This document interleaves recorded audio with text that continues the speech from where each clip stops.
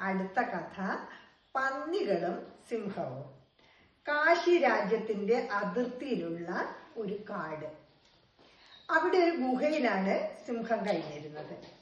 സിംഹത്തിന്റെ ഗുഹയ്ക്കടുത്തായി ഒരു തടാകമുണ്ട്. തടാകത്തിനപ്പുറം ചതുപ്പ് നിലങ്ങളാണ്. അവിടെ എപ്പോഴും പന്നികൾ കളിച്ച് തിമിർത്തുകൊണ്ടിരിക്കും. ഒരു ദിവസം സിംഹം വേട്ടയ്ക്കിറങ്ങി. ഒരു വലിയ കാട്ടുപോത്തിനെ കിട്ടി. ഇഷ്ടം പോലെ ഇറച്ചി തിന്നു. വയറ് നിറഞ്ഞപ്പോൾ നല്ല ദാഹം. നേരെ തടാകത്തിലിറങ്ങി ആവശ്യത്തിന് വെള്ളം കുടിച്ചു. ചതുപ്പിൽ കിടന്ന് പുളച്ചിരുന്ന പന്നി സിംഹത്തെ കണ്ട് പെട്ടെന്നൊരു പൊന്തയുടെ പിറകിൽ ഒളിക്കാൻ ശ്രമിച്ചു. എങ്കിലും സിംഹം അവനെ കണ്ടു. പക്ഷേ വയറ് വല്ലാതെ നിറഞ്ഞിരിക്കുന്നത് കൊണ്ട് പന്നിയെ കണ്ട ഭാവം നടിച്ചില്ല. നാളെ ആകട്ടെ, നിന്നെ തിന്നുകൊള്ളാം എന്ന് മനസ്സിൽ കരുതിക്കൊണ്ട് മെല്ലെ തന്റെ ഗുഹയുടെ ഭാഗത്തേക്ക് നടന്നു. സിംഹം ഒഴിഞ്ഞു പോകുന്നത് പന്നി കണ്ടു. സിംഹം തന്നെ കണ്ട് പേടിച്ചു പോവുകയാണെന്നാണ് അവൻ വിചാരിച്ചത്. എന്നാൽ സിംഹത്തെ അങ്ങനെ വിടാൻ പറ്റില്ല.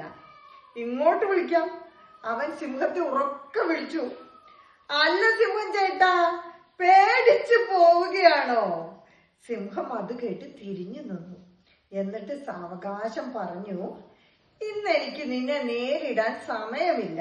നാളെ ആകട്ടെ, ഇതേ നേരത്ത് ഇവിടെ വാ, നമുക്കൊരു കൈ നോക്കാം.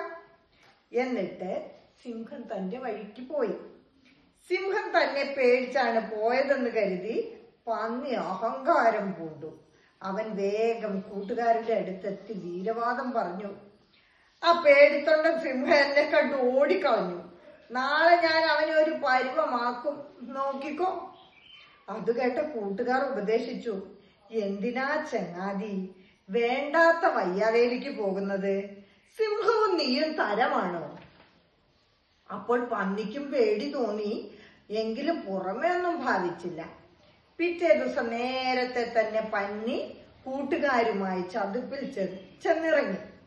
ചെളിയിൽ കിടന്ന് പുളച്ചു മറിഞ്ഞു. കുറെ കഴിഞ്ഞപ്പോ സിംഹം എത്തി. സിംഹം പന്നിയെ വിളിച്ചു.